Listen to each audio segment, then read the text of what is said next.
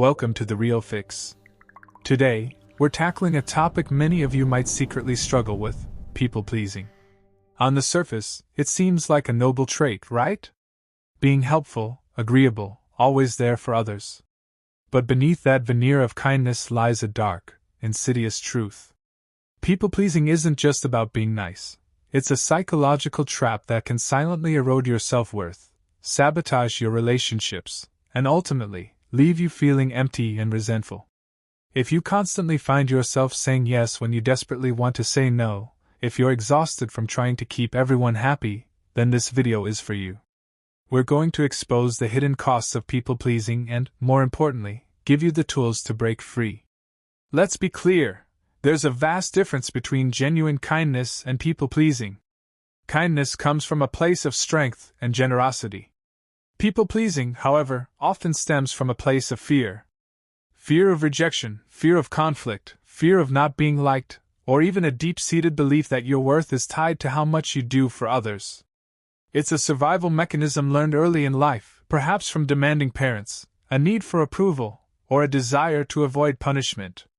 It's not about what you want, it's about anticipating and fulfilling their perceived desires, often at your own expense. This isn't empathy. It's a performance. Now, let's talk about the real damage. The dark side isn't just about feeling a bit tired. It's far more profound. 1. Erosion of self-identity. When you constantly adapt to others' expectations, you lose touch with who you truly are. Your opinions, desires, and boundaries become blurred. You become a chameleon, changing colors to fit every environment, until you no longer know your original shade. 2. Resentment and burnout. This is inevitable. Constantly giving without receiving, always prioritizing others, leads to a deep well of resentment. You feel taken advantage of, unappreciated, and utterly drained. This burnout isn't just physical, it's emotional and spiritual. 3. Inauthentic relationships. How can a relationship be genuine if one person isn't being authentic? People-pleasing creates superficial connections built on a false persona. True intimacy requires vulnerability and honesty, which are impossible when you're constantly performing. 4. Poor decision-making. You make choices based on what you think others want, not what's best for you.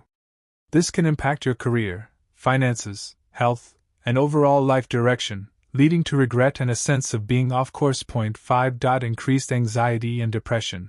The constant pressure to perform, the fear of disappointing others, and the suppression of your true feelings are fertile ground for anxiety.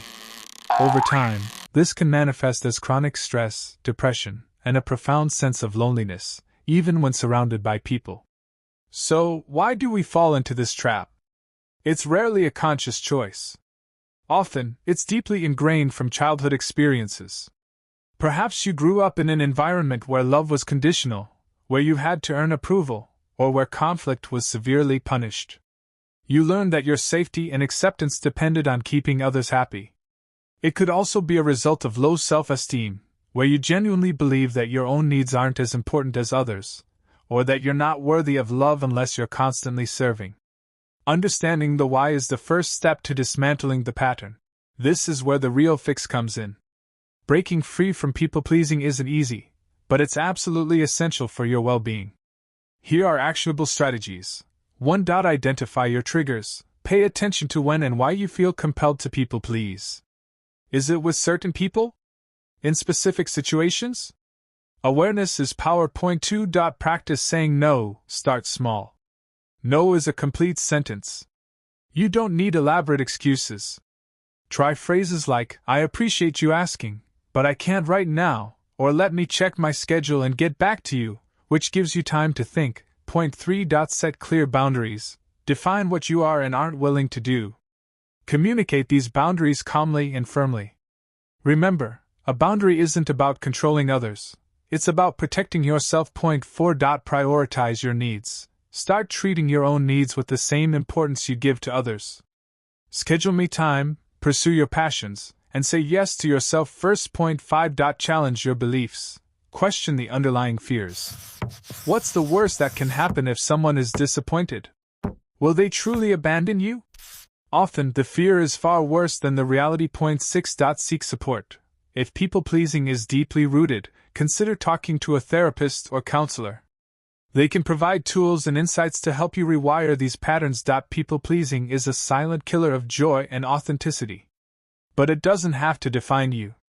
By understanding its dark side and taking deliberate steps to reclaim your boundaries, you can build a life that is truly yours, a life filled with genuine connections, self-respect, and peace. This is the real fix. Face it. Fix it. If this resonated with you, hit that like button, subscribe for more real talk, and let me know in the comments, what's one boundary you're going to set this week?